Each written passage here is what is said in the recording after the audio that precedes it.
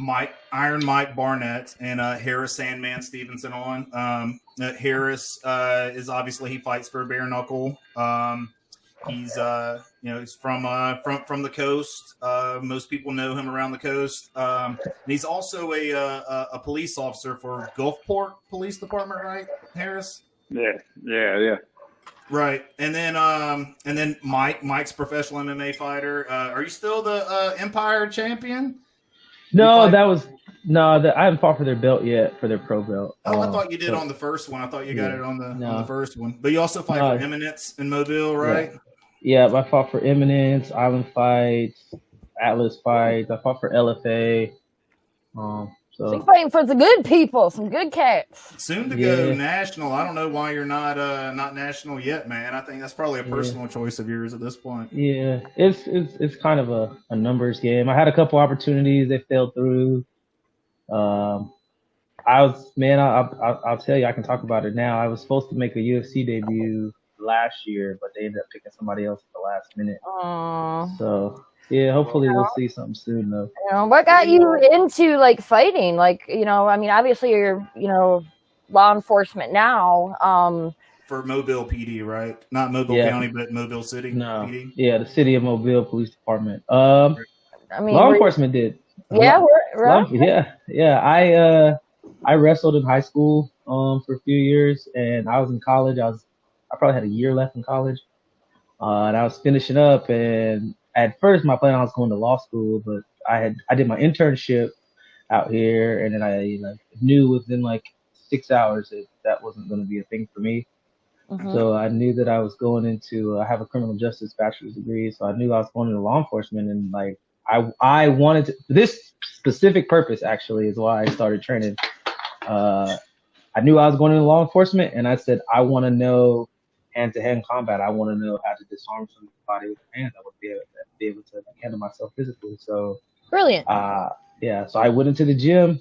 I actually always wanted to do martial arts, but I never did as a kid. And then my best friend started doing it back in California, so I did a lesson with him.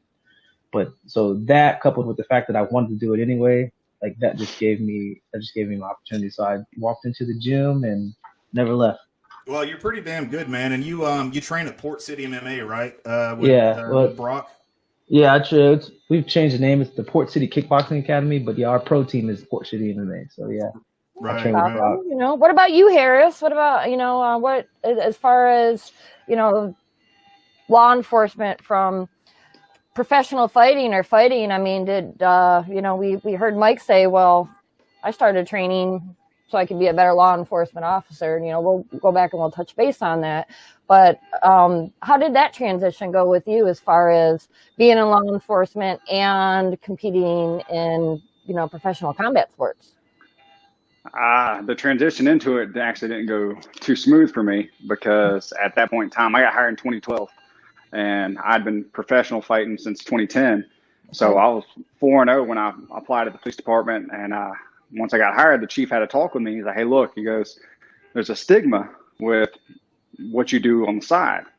He goes, so I want you. You're an intelligent guy. You have all the things I'm looking for, but I'm going to need you to give this up for a little while. So actually, when I got hired, I signed a contract saying that I would give up professional fighting for at least a year. Mm-hmm. And so I did. And that's part of, while in my record, you see a break in between. In 2012, I got hired and I had to take a break. Mm-hmm. And then once the administration changed within the department, the new chief said, hey, look, you've proven yourself on the street to be admirable and be able to hold yourself and not just go unleash on somebody just because you can. So if you want to pursue that career too, you can do it as well. So I went back into training, back into fighting, and I enjoy doing both. And I've since been sent out to Texas to go learn from Henry Gracie on Gracie survival tactics and becoming a defensive tactics instructor for not only our department, but a county academy that takes place for all the southern agencies in Mississippi. So I mean, they have a big academy there in was it Saussure? They have one right there. Is that right?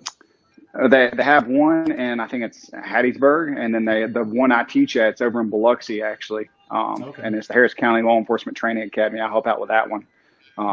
Never the head instructor because I'm always tied up with everything else in my life, but I'll go out and help on the days I'm off. and really, take time with those guys and enjoy doing it. So. That's wonderful, and it's kind of a shame a little bit that you were asked to step away from the sport because of a stigma or anything. Do you think that was just not them understanding exactly what it was, or I want to make sure he wasn't a meathead that just wanted to hurt people, right? Well, yeah, I can get that, I face some of that being a girl, but it's just were you still able to train and go train during that year off, go train with the people, or was it just like a total disconnect for the 1 year, respecting your authoritative above you asking administrative? I still trained. I didn't take any time off. Training's my biggest hobby, man. I enjoy doing it. It's what clears my mind. It's what kind of keeps me level, and especially helps me with my work. It's work's stressful job. Being a police officer stressful as is. So coming home and training before work, whatever. It's always been able to clear my mind. So I trained even when I was told I wasn't able to fight, just because I enjoyed doing the training. Fighting, right. I enjoy the heck out of it, but if I just had to train, I'm good with that too, because that's what the fun part about it is. You can always be a martial artist and not compete. You can constantly grow in different ways and learn and help others as well, and that's always rewarding, of course. So I'm glad you were able to do that. And you still train with Alan at ABMMA? Yes, sir. I jump around, but I jump around a little bit now. Go over to Gulfport Boxing Club and go spar with those guys, and trying to get my hands better for all the bare knuckle. So I've always been known as a jits guy in MMA, so I had to get my hands right. So I'll go train with them. I spar with Mike a few times, man. I wish I got to work with him more. We were on opposite shifts there for a little while, so that really contradicted our schedules. But that's what's great. And you both are they're both family men too. Like, you guys have families. You have you're both Mike. I don't know if you're married. I am. Children, Harris, yourself too. You guys are some busy guys. Not only are you training to compete in professional sports, which we all know is a full-time job as is, but you both have families and this, mentally, physically demanding, sometimes stressful, sometimes rewarding job on top of it. So, that's what Harris, that's why we call you Superman. You know what I mean? Clark Kent. You're like, Hey, Mike, didn't you compete in the quintet over at Jason? I did. Gym? You did? I did compete in the quintet. We were kind of a last minute ad. Right. I was working. I thought I had 5 guys from my gym that were going to go, and then a couple of them dropped out at the last minute. So then I just kind of had to jump in and do it. We had a good time. It was good to be back training or competing. So That's it was awesome fun. of it. Brandon Davis was a beast, man. I know he had to be tired after that. Yeah, he was tired. He did well though. So it's always good to work with Brandon. Yeah, like I was saying, it's a pretty close knit community down there between AB MMA, JK MMA, Port City Kickboxing. You got Phenomena Fit. All you guys are real close down there and help each other out. Yeah. So it's pretty cool. How do you know all these people, Vince? Where I live. Right on. So, you're both law enforcement officers. Mike, how long have you been an officer? Harris, how long have you been an officer? We'll let Mike go first. I've been an officer since 2012, so I'm right at about 8.5 years. Okay. I graduated college in May 2012, and then I started policing. I got hired by the department in June, and then I went to start the academy in July. I like seeing some of your Facebook posts about the crazy people that you encounter. Yeah. Yeah, we got a crazy few people here. Yeah. Definitely. Yeah, I grew up in George County, down there, so Mobile was the place to go. So I'm pretty familiar with all the shenanigans around there. What about you, Harris? How long have you been on the force? How long have you been employed by law enforcement? Apparently 2012 was a good year because I got hired in 2012 as well, March 2012, and I graduated college in May of 2012 as well. So it was a good year. Started my big boy job at that point, and I've enjoyed it ever since. Yeah. So I actually finally just made the move. I'm supposed to be moving to criminal investigations as a detective. I'm supposed to go Monday. Congratulations. And, that's exciting. Thank you. Yeah. Because of COVID. Thank you, man. Thank you. Because of COVID, the orders got pushed back because now the city budget's iffy, and so now we're playing the waiting game. So I'll see when I go up. But they said the orders are cut. It's just a matter of when. So I got make a little shift. I'm waiting to see Mike on the first 48 because they're always like filming all that stuff. Oh, you missed me, man. Were you on it? Were you on it? I've been on like 3 or 4 times, man. Oh wow, that's awesome. Yeah. I have to find you, dude. Yeah, I'm on one of the first ones. I'm in, I think, our second season. I never want to be on that show ever. And I think one other episode. Yeah, I had to go sign a waiver because I'm just a feature. I'm not actually, Right. Yeah, well, you're a uniformed cop. Yeah. Yeah. But I'm on the scene and they show up and they come in with the camera and do all that, and they film me and the detectives talking and giving information and cutting up. Do they pay those guys? Do they pay the department, or do they pay anybody? They get paid a little bit, I think, but not much. Nothing. Yeah, they better be paying them Nothing crazy. Yeah, I think the department might get a cut. I don't know the Get details, some funding man. for something, whatever. Yeah. Yeah, you gotta try to stay. You don't want to ask too many questions like that, man. Right, Yeah. Vince. Do they get paid, Vince? Well, I'm just curious. Yeah. I mean, it popped up in my mind. I mean, Yeah. they're making money off of it. I mean, somebody Oh, should yeah. pay for something. And Get they love it here, man. They love it here. They re-up with like 5 or 6 seasons with us or something because It's been pretty shout good. out to our investigators. Yeah, they do a really good job. They do, man. It helps that our criminals aren't, they don't make it too hard sometimes. That's true. Yeah. It's always cool, like seeing that police department there. That you see the big one on was it 90 there on government? Yeah. Yeah. Taking it back a bit. Oh, go ahead. No, I was gonna say we actually got cops filming with us right now. So Really? they're on our Oh, night yeah. shift. Yeah. So they're back for their second Biloxi's time. So Yeah, Biloxi's kind of been out there a little bit. I've seen some. We had cops a couple years ago. I was telling somebody, I was like, I was talking about Harris. I think I was talking to my wife. She's a big fan, whatever. And I was like, he's the nicest guy or whatever. Would you really want to try to fight? Harris, same thing would go for Mike too. It was like, somebody resisting. They don't know that you guys are like professional cage fighters or whatever. I don't think they'll stand a pretty they good don't chance. care. Criminals don't give No, they don't. They don't. But these guys are pretty equipped to handle some of that. Before we get into what's going on in Minnesota, what do you guys have on the horizon? Like as far as fights, I know you were supposed to fight Rickles, right, Harris? Yeah, I was supposed to fight co-main event Rickles for BKFC 11 in March, and that obviously got canceled when I was all the way flown out to Kansas, and found out Thursday night while I'm in the sauna cutting weight that the governor shut it down. That was horrible. So, I was getting ready to leave on a plane at 6 o'clock in the morning the next day, and they're like, "Wait a minute!" I'm like, "Oh no."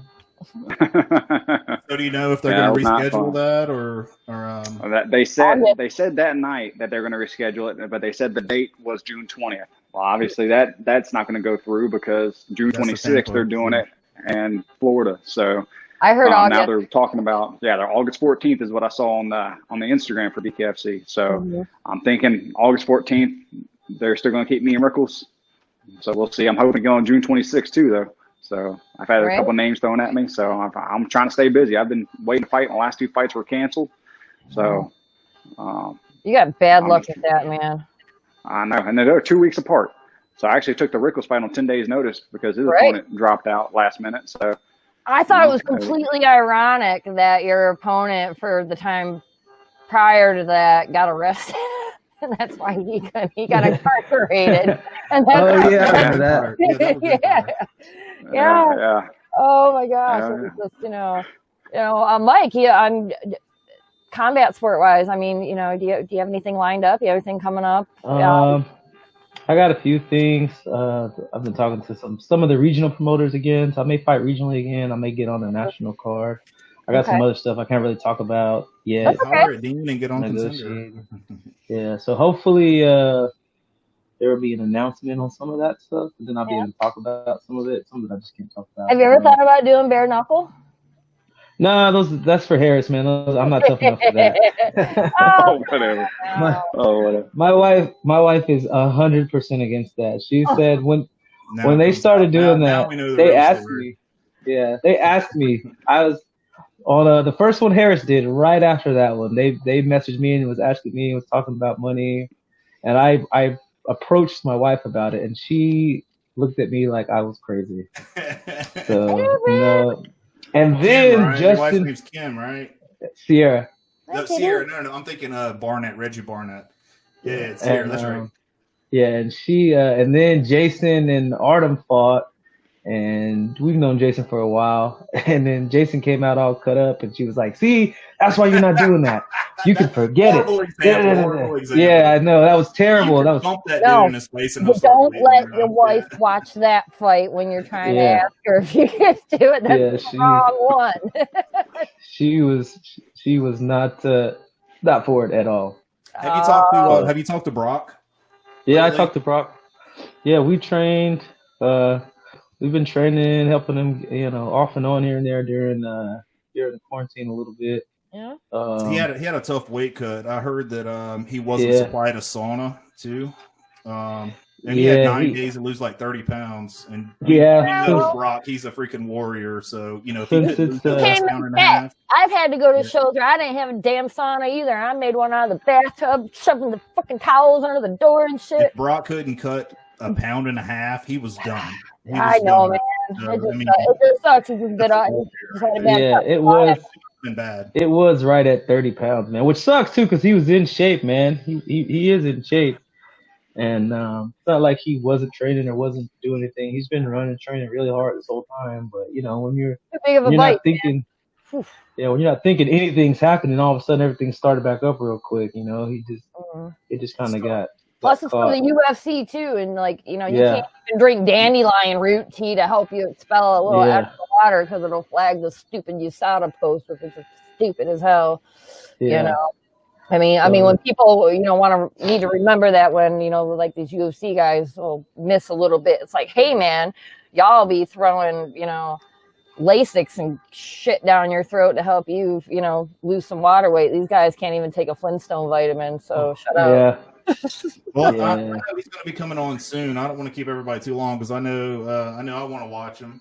And I'm sure Mike does. Oh, yeah. So, all right, so let's get to, just a couple questions here. Like, Harris, how has your mixed martial arts training, more primarily jiu-jitsu grappling training, helped you be safer at your job? And how do you feel when it comes to other officers or folks that do your same job? How important is it to have the certain grappling and restraint training and knowing the limits on all of that to you, and how does that help you be better at your job or safer at your job, if that makes sense? Did I word it right?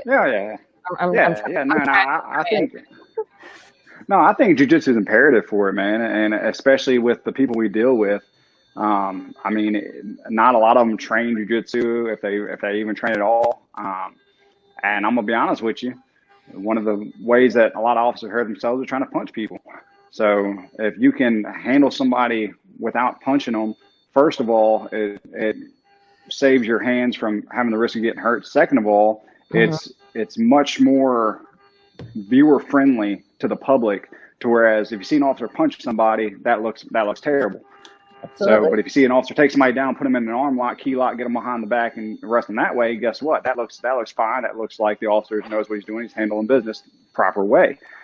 And so, another thing I try to stress to guys when I'm teaching their grace and survival tactics, especially, is when I fight professionally, get blood work every so often to make sure I have nothing. And I know in bare knuckle that I'm going to bleed. So I know in bare knuckle, they test even more regularly for blood work to make sure that nothing's there and nothing can happen.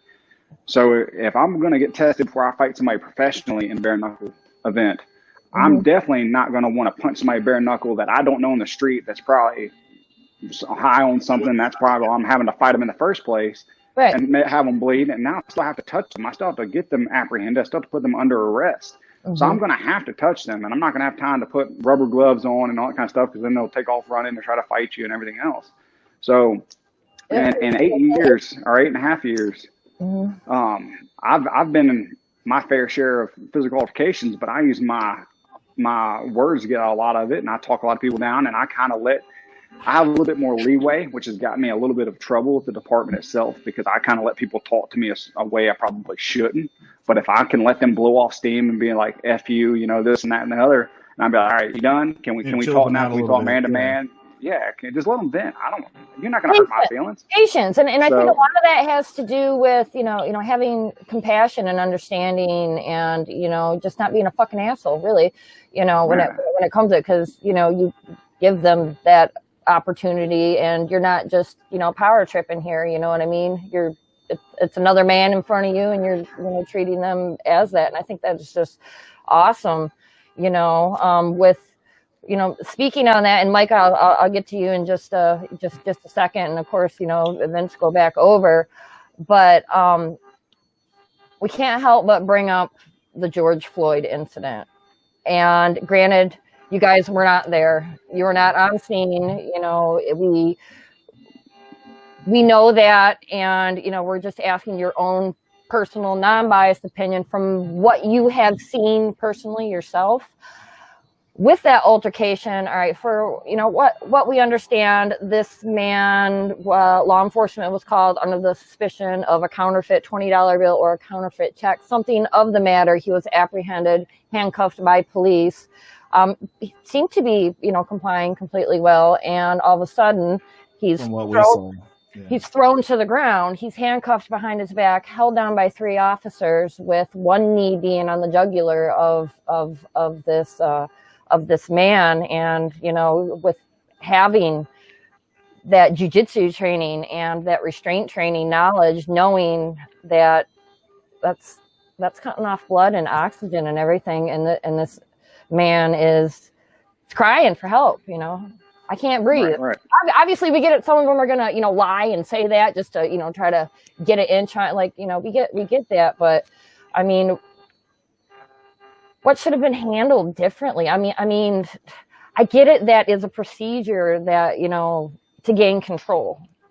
But after control and the threat is gone, I mean, was it necessary? And what have you done? Or what do you think should have been done? Or, I mean, I'll just leave it open to you, it's very emotional. I'm very, I'm like an empath. I really feel for the people and everything on this. So, I just really we'll let Harris answer, and then we'll get Mikey's perspective after that. Yeah, well, I mean, I think the biggest thing and the biggest issue people have, which is a legitimate issue, is the knee being across the neck. Okay, that's something you just never want to do. From a law enforcement perspective, I've always trained the officers that whenever we do any kind of position into where we're having to put a knee, it's on the back. And even that, you don't necessarily want to go across the spine if you can prevent it, because you don't want a spinal injury as well. So being across the neck, I mean, that's an absolutely no-no unless it's a deadly force situation, which obviously that wasn't. And why it was still applied for so long, I can't answer that, and I don't believe in that. What about the other officers that were holding them down? Should one of them said something to the other officer? Because that's another big thing in a question that people have. They're like, okay, well, when does it get to a certain point where your fellow officer should say, hey, brother, let him up, brother? He was about 10 years their senior in the department too, so that probably played a role. But still, I understand and respecting your seniors or whatever, but still, as a law enforcement officer, I mean, you have to know everything going on around you. And if one of your coworkers are doing something that you see is hurting somebody more than they intend to, or what have you, you got to speak up and do something. And I mean, yeah, absolutely. So I mean, I can't speak for what they should have done. I can say that if I would have been there, I would have said something. That's me as a person. That's just who I am. I'm not saying that what they did was wrong or right. I'm just saying that I think that they should, because especially it's just like in a fight. When you're in law enforcement, you're in a fight in the street. you get tunnel vision. You kind of lose sight of everything. And then you have all this commotion going on around you. So your focus is elsewhere. And I understand what the officer who had the knee across the neck was trying to accomplish by staying observant, making sure nobody's going to come up behind him and all that kind of stuff. But there's 3 or 4 of you there already. And I understand the crowd of people is going, but it could have been handled differently where he was put in a cruiser or something for security and handled amongst that way rather than keeping him pinned down and having the knee across the road. I mean, if he it's Monday morning by quarterback himself and he was trying to like maintain control of the guy by himself, waiting for backup or whatever, it's still not right, the position that he used. But there were 3 other guys there, right, already. So yeah, I think there were. I think from what I saw, there was one on his torso, one on his legs, and another one standing up in front of the crowd. That's just from a little bit I saw. I think that's got a lot of people upset. Is more so, the accountability not being thrown, and other officers speaking out against officers that may be doing wrongdoing. Hey, maybe they don't know it, maybe they do, but check your people. What's your perspective, Mike? What did you see? Yeah. We'll go right here with you, Mike. I mean, as an officer, obviously, Well, I'll start with this. I don't know that guy. I don't know that officer. I don't know anything about him, so I won't call him a racist. But in the context of what's been going on, and again, even before I even go into what I'm about to say, let me first paraphrase. Let me start with this. In our country, and this is as a couple years ago, I'm gonna give you these stats, that there's about 800,000 of us law enforcement officers in this country. Okay. If you double the amount of complaints that end up being legitimized when they get investigated, you end up with 1.3% of law enforcement officers in this country that have legitimate use of force complaints against them. Okay. So you're talking 98.7% of us do the right thing every single time, right? That's and that again, that's if you. That's good. Yeah, that's even if you're more likely to be violated by a doctor, a politician, and a clergyman, right? Than a police officer. Now that being said, 800,000 of us roughly averaging 10 to 12 citizen contacts a day. So if you imagine half of those, or even a third of those, end in an arrest, all right? 1.3% of 800,000 times 5 is still a really big number. You know what I mean? That's still a really high number. So we're going to get it wrong. Nobody is perfect. No set of people is perfect. So with that being said, that was completely, that was not the right way to handle that. Okay. If the guy was fighting, you take him to the ground. Like Harris already said, we're all trained knee to the back, knee to behind the shoulder, knee to the, on either side of the spine, because we know spinal injuries, no one's spinal injury. Once compliance is gained, then you stop applying force. Once compliance is gained, you stop applying force. Now, from my understanding, I hadn't watched the whole video. My understanding, he was like bucking when he was on the ground or something. But at one point, he is handcuffed, and then at one point you hear him say, "All right, I'm through," right? Somebody says that, they're done fighting, right? If he's on the ground, there's 4 of you, and he's still fighting. We need to get some shackles on the legs, and we need to, a common term is hog ties. So that means we're gonna handcuff you're gonna put shackles on your legs, and we're gonna handcuff your legs to your arms, and then we're gonna turn you on your side so you don't choke, right? Because you're not gonna be able to kick around if that's what you're doing. And then when we calm down, we'll untie you, or we'll uncuff your legs and your hands, but you still have your hands behind your back. Secondly, if somebody is fighting, like I said earlier, you want a knee behind one of the shoulder blades, or you want the hand to the back of the neck, because you can control, you can grab somebody, you can hold them down that way. The knee to the back of the neck or the side of the neck is actually a terrible way to control somebody, because you've got no grip. There's nothing to stop them from rolling around or getting up on you. You do that on the mat, somebody's going to have a problem. But, exactly. Holding them down, wanting to let them have that happen. There's nothing really holding them down. If they roll to the side, your knee isn't gonna stop them unless you got your shin across their neck, and now you're talking a wholly different situation that's even worse for that person. So so apparently, and this came out the other day, that he was on his neck for 8.5 minutes. Yeah. They wouldn't let you do that in a fight. If you Yeah. you know what I mean? If you were constricting somebody's airflow, you're gonna pass out. And then apparently, again, I haven't seen the video, but he's non-responsive for 3 or 2.5 minutes of the time that he's on his neck. So if you got somebody and you need to hold them down with force, that's acceptable. If they then say that, I'm done, and you're still holding them down, you might have the tunnel vision that Harris talked about, because a lot of guys that don't fight, don't train, they don't get put in that situation where you have that adrenaline running through you, so your brain's not working right. So you know what? I could see you going a little bit past that, but then you get to a point where somebody is non-responsive. Well, again, whether that's true or not, I don't know. I didn't see the video. No, He continued to put pressure on his neck after dude was. Yeah. If he's not moving at all, there's not a reason for you to still applying a pressure to them, to their neck, using force on somebody. And that's perhaps when the other officer. Yeah, and that's maybe perhaps when the other officers. Yeah, said, hey man, you can let him go. Is he? And then, so another thing, and I do address this because it was said by somebody in this general area. One of the things that people say is, if you can talk, you can breathe. No, that's fairly true. And a lot of people, and a lot of us say that. I'm not gonna lie to you. I've said that to somebody, but I wasn't constricting their airway. You know what I'm saying? Right. If somebody tells you, that's the blood. If somebody tells you on the right, exactly. I wasn't choking them when they're screaming, I can't breathe. They would have been sitting up or something like that. If somebody tells you, I can't breathe, and you're actively doing something to them, you need to stop. You do. Whether you believe them or not, you need to stop. Because you are liable if they die. If something happens to them, you can be held criminally liable. Now, right. Again, people try to go to the hospital all the time. Go ahead, I'm sorry. No, go ahead, Mike. Finish. Okay, I was gonna say, people try to use going to the hospital, I can't breathe, to get in the ambulance, try to get away all the time.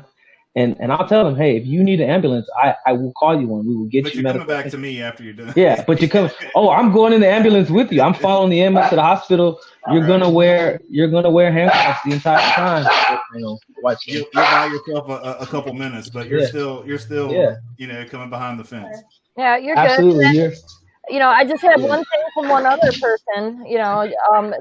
They're just saying, we know not all cops or not all mistakes that have obviously been made by Minneapolis PD. We really hope that something changes, or these people in charge, justice, listen to the people, because I and many of us, we don't want to see attacks on law enforcement like we have in the past because of one incident over here. This puts you guys in danger, and it is it's scary. It's scary. It really is. Please be safe. Please, watch your six, and just Well, that's one of the reasons why we're doing this, right? Absolutely. There's like an attack on law enforcement right now, and just like Mike said, there's a very small percentage of bad cops. There's bad eggs in every profession. Yeah. So, I know. Clearly but wrong. You have good cops too that won't say anything with the bad cops, and then they'll kind of throw themselves in that same group. And that's why these people are upset, because they don't see, like, you guys right here, well trained. Yes, we need to do this. This was wrong. This is how I should have handled it. I don't know this person. I don't know if he's racist. I don't know this, but there's another way to do this. This is what should have been done. This was not right. Obviously. Yeah. And anybody that, we're all empowered on the street to do the right thing. So for somebody to say, like Harris said earlier, if you see somebody that's been on longer than you, that has more experience than you, and they're doing something wrong with that, you need to step in. That is your job. You have a code of ethics. Every department has one, code of ethics that we swear to before you can graduate. And you swear to it in front of the chief of police and all your friends and family, and you swear that you'll do the right thing in the situation, because it's a public faith and a public trust that we're supposed to uphold. And when you see somebody doing something wrong and you don't uphold that code of ethics, then it reflects bad on you. It reflects bad on the department. It reflects bad on you. There's everybody. all of Yeah, it. it's tough. It's tough to do what we do because you got to make split second decisions, and you got to sometimes, you got to put heads on somebody, and everybody doesn't always understand why we do what we do because there's a lot of misconceptions about when we can and can't use force and when we are and aren't supposed to stop. But I in the get it. situation there, it's pretty obvious. Yeah, and another thing, with both you guys, I mean, when we see incidences like this, some people, I've seen it all across, the internet. I've seen them on the news. Everything, they believe that law enforcement are treated differently when regards to the law and the proceedings, so on and so forth, and that you guys are perhaps get special treatment when it comes to getting arrested for something like that. Okay, anybody else would have been arrested quickly, Yeah, barely. no, Okay, it's and there's Minneapolis, it took them 4 days. Okay, we wouldn't have. I don't think we wouldn't have had the destruction. I mean, arrest, post bail, and then let the prosecution go on from there. Okay, let the system handle it after that. But when they don't do that, and everybody's under quarantine right now, they're at home.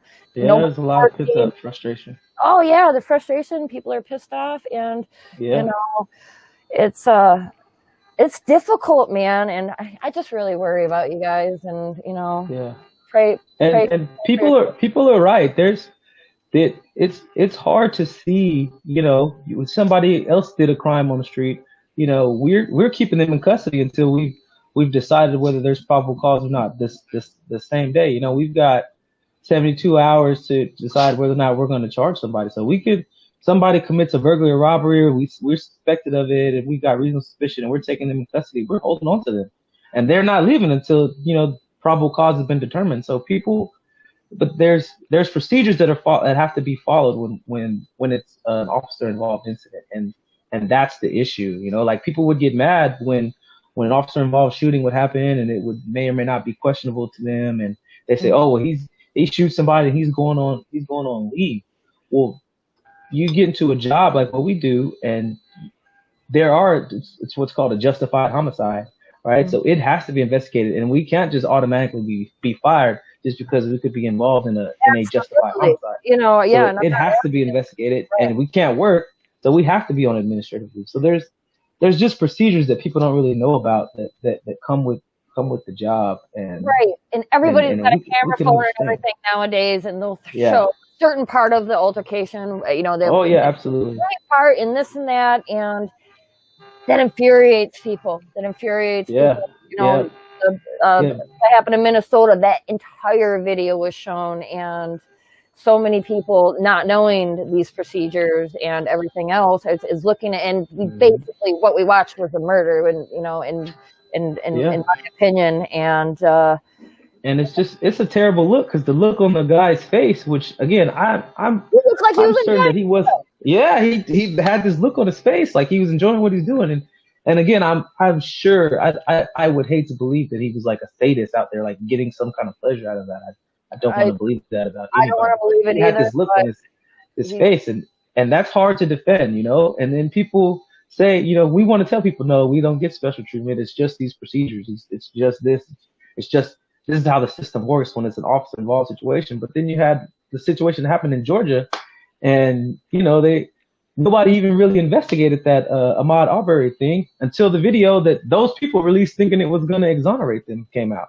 I mean, that guy was a former law enforcement officer, and they basically said, oh, this is fine, and then the Georgia Bureau of Investigation takes up the case, and they find probable cause within 2 days. Now, that's still a long ways from a conviction, but it took in 2 months they found nothing, and in 2 days the Georgia Bureau of Investigation was able to find a different determination. So something like that happens, and that reflects poorly on the entire system. How can we say that we don't get preferential treatment in the law when people can say, oh, what about this situation right here? We've got no comeback from that. The system has to work the way it's supposed to, Right. or stuff like what's happening happens. It's not your fault. It's not Harris's fault. It's Right, not absolutely. the other law enforcement's fault. I mean, a lot of people are really angry and upset at the wrong people right now, and it's I mean, turn to the lawmakers, the legislators, these people that, that make these procedures, don't take it out on your local law enforcement. These guys definitely. are, I mean, they're just like all of us. They just go to work like all of us, Yeah. I mean, Go they to don't work make and the do a rules. job. They don't make the rules, if they make a mistake, then, there's a procedure that follows that from what you're saying, and they don't have control over that procedure. That's just a procedure. It doesn't mean all of that, So, Harris, as far as, training and, being a law enforcement officer and all that, what do you feel like as a whole, as, for the rest of your fellow brothers in blue and, anybody in, law enforcement as a whole, what are certain things that they can do or steps that they can take to not only protect themselves at their jobs, but also make sure that subjects, if apprehended or, being arrested or anything, can also remain safe as well? How do we keep everybody safe and, still maintain order? Honestly, I'm a huge fan of the Gracie survival tactics. I wish every law enforcement would implement something along those lines. Doesn't have to be Gracie name specific, but a jiu-jitsu based practice of control where it doesn't really matter about size as much as it does technique, and that's what jiu-jitsu really is. And that's why Gracie in the early days handled business like he did, being as small as he was, fighting the biggest weight difference that he did. Yeah. So, I mean, it's one of those things that it's a proven martial art that can really benefit the smaller or larger person. So if every department implemented something along those lines, I think it'd help out tremendously. I think that a lot of departments argue about cost and whatnot for training and whatnot.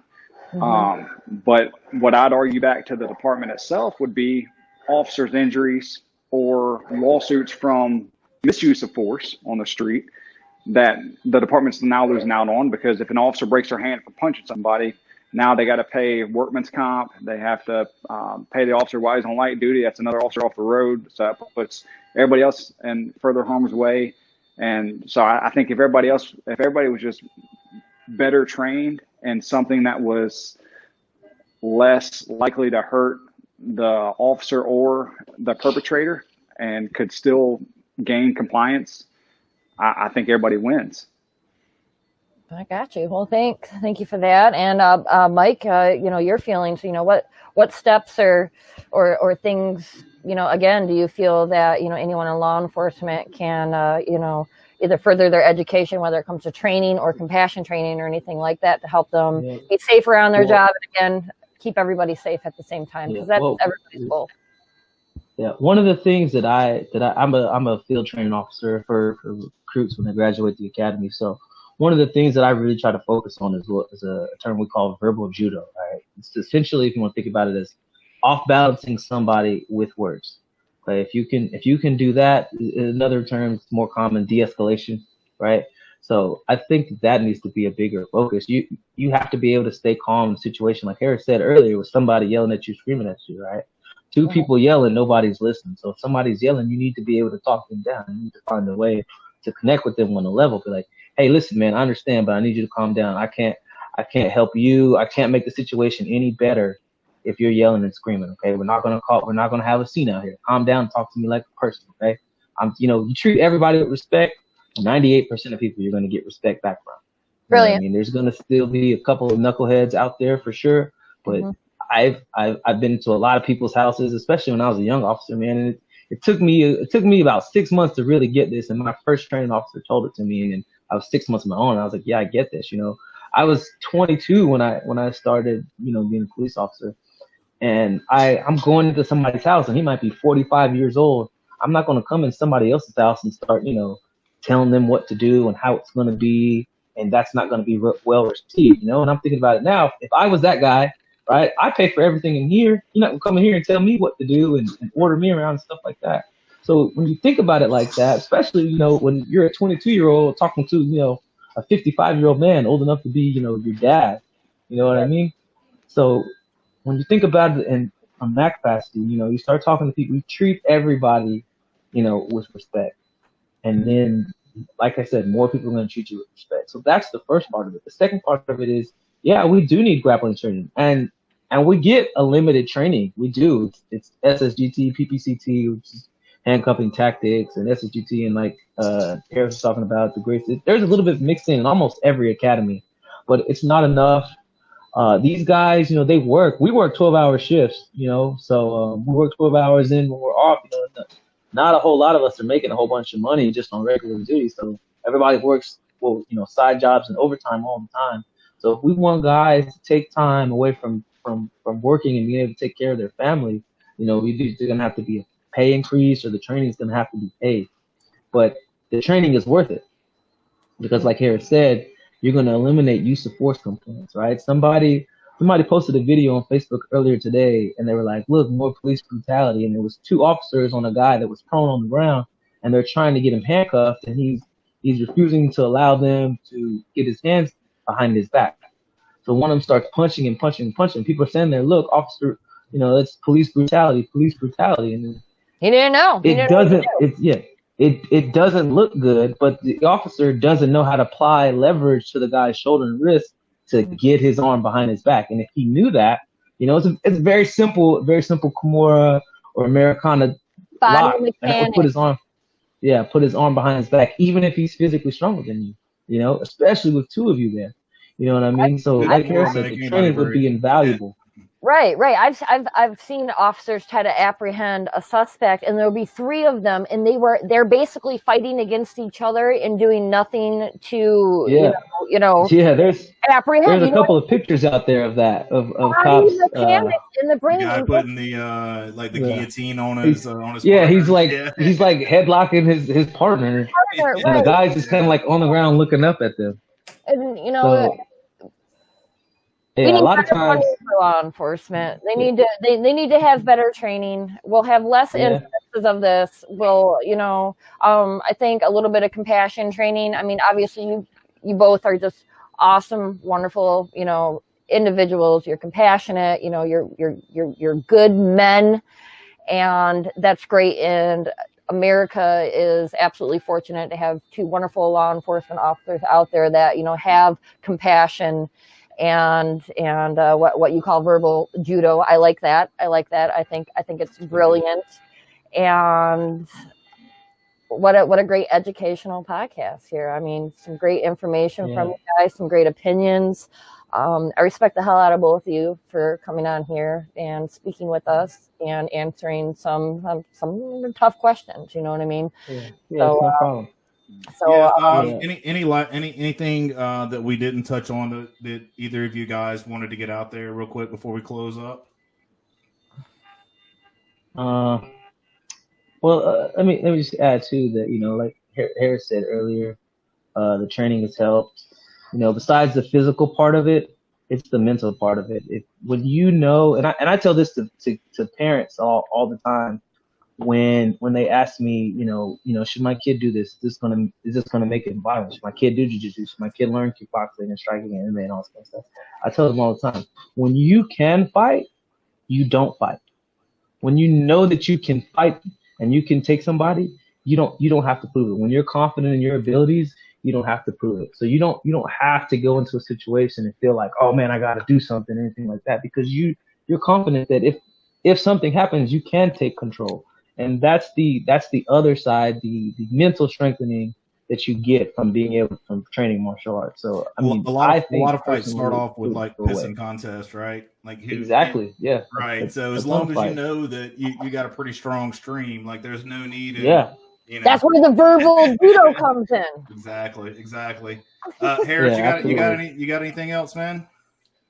Nah, man. I'm right there with Mike, man. I think a lot of younger guys, especially younger officers, they get in the macho man type of thing and try to measure masculinity with some of the people that deal on the street, and they're like, oh no, now I'm a young man, so obviously I'm still trying to prove myself, and here I am now. I have this badge.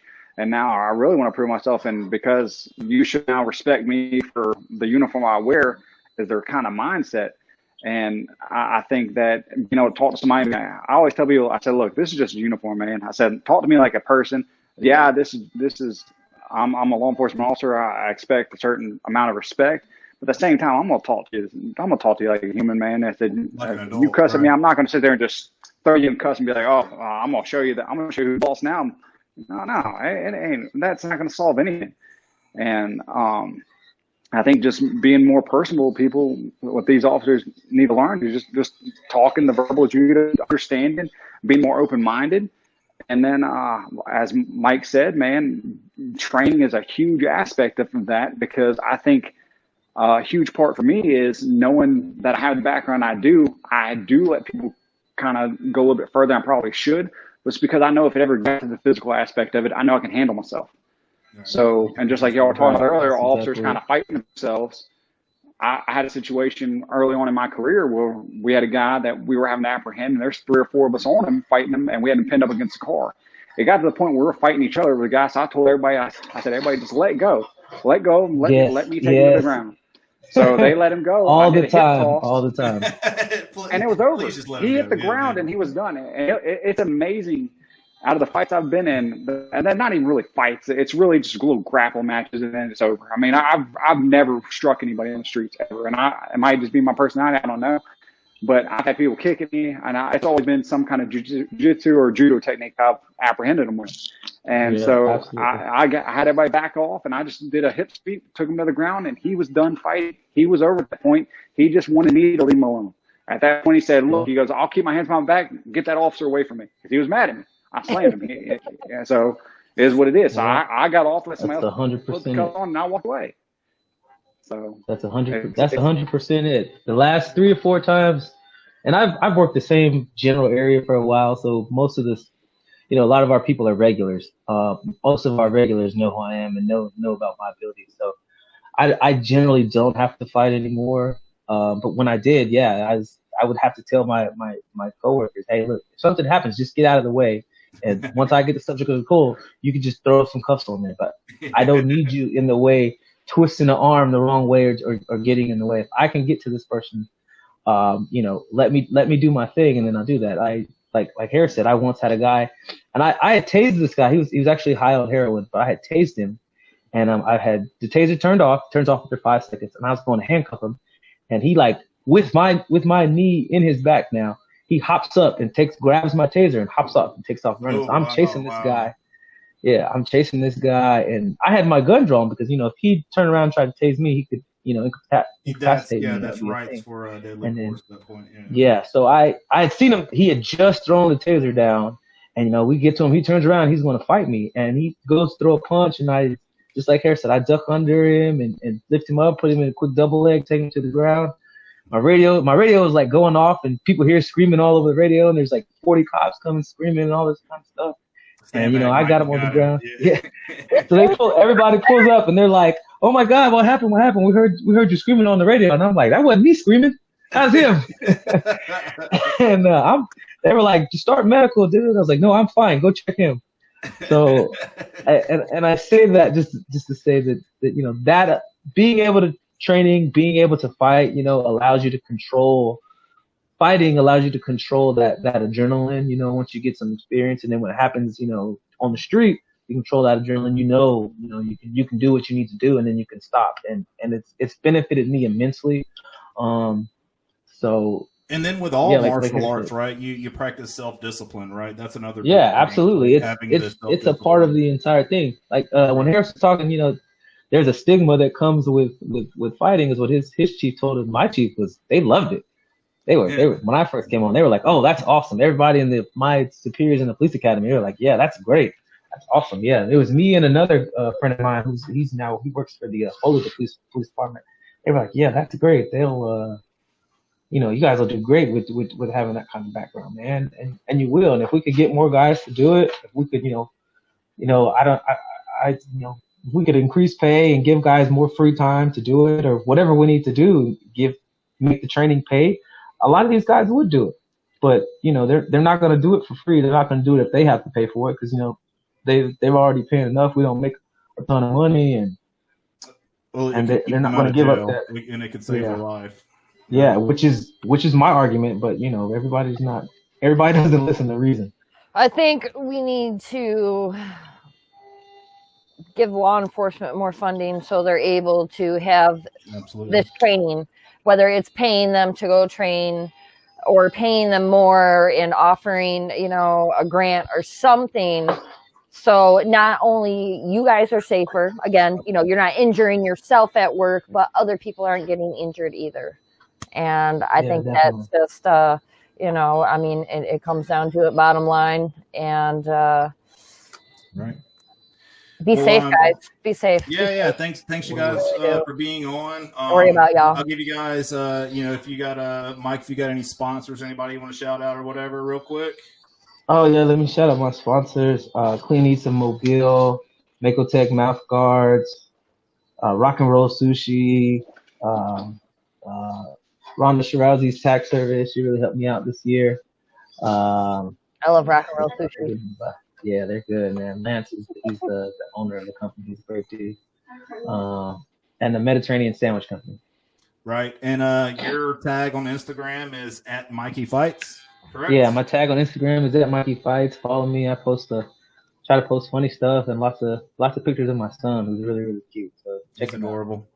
It is. I saw he got him some lotion earlier. Yeah, God, and he got it like right next to my PlayStation 4. I was like, man, I had to put him out of here if he messed up my PlayStation. Right on. Harris, you got any sponsors you want to shout out or any last words? Man, I had to come in the living room. This is my living room set up. I got the folding mats. Oh, try to move my finger out the way. Got the folding mats down there. Sorry, I got some rolling going on. Trying to teach the girls, but got.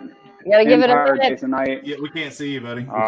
Yeah, give it a minute. It's just lagging for a second. Maybe your phone's hot or something. I kind of see your banner in the back. There you go. There we go. All right. So slowly move the camera over and let's see those sponsors again, buddy. Uh-oh. Oh, there you go. There we go. Right it's that Mississippi signal y'all got going on all the time. Yeah. We got Jason Knight, MMA Empire, The Print Shed, Taran Foley, Keith Eaton and Air, Botchel's Emergency Roadside, Jumpin' Joe's, Stars and Stripes Realty, Alan Belcher MMA, and Fire Code Compliance. Beautiful. I got one more. I almost forgot. Randy James Construction. He's a local contractor. He frames houses from Gulf Shores to Mississippi on the coast. So if you need a good contractor, he does great work. Beautiful. Right. You guys have been awesome. Thank you so much. Best regards to both of your families. Stay safe. Be careful at work, boys. Yep. Thanks for doing this. Mikey, tell Sierra hi. The young man as well. That's my daughter's name, by the way. Sierra's my daughter's name. She's sitting here making faces at me. I know she's ready for you to go. Harris, tell Karen said hi, and we'll see you guys soon.